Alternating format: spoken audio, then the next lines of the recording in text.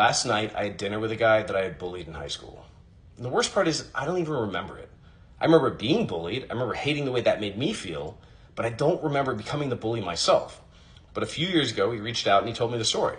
That me and another kid were walking around the school with some big stick that had writing on it, that one of us grabbed him and the other one started hitting him across the back of his legs in some kind of weird hazing ritual. And he said that and other things he experienced, other negative experiences, had shaped him. Basically led him to be committed to protecting other people, which led him to a career in law enforcement. In the course of that conversation, I got to say, hey, I think that's admirable. You took a negative experience and you turned it into an opportunity to protect other people. You didn't feel sorry for yourself. You said, hey, how can I spare other people this pain?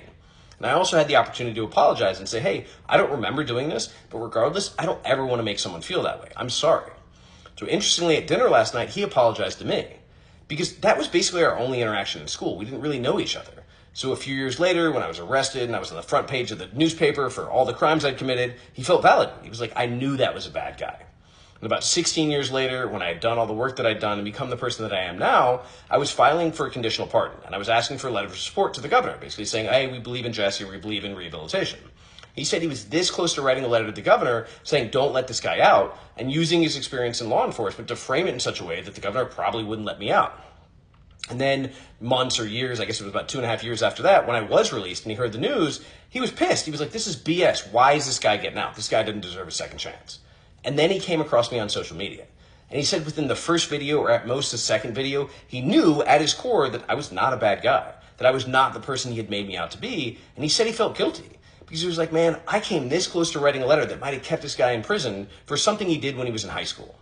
But at the same time, I understand, like, we can't know everything out of a person. I try to remember that no one is one thing. I try to remember that people are complex. And I try to remember that whatever I see on the outside, there are other things going on the inside. But we have to make judgments. We have to exist. So I thought he was entirely justified in thinking that I was a bad guy. Now, I have seen a lot of people change. I have seen a lot of people turn their lives around. But I've also seen people who are in prison who probably need to be in prison, who are not doing the work or not trying to change, or maybe not able to change. Maybe they're so traumatized.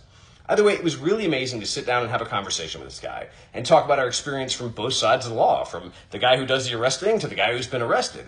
Talk about the flaws, talk about the issues, and again, realize that we are a lot more alike than we are dissimilar.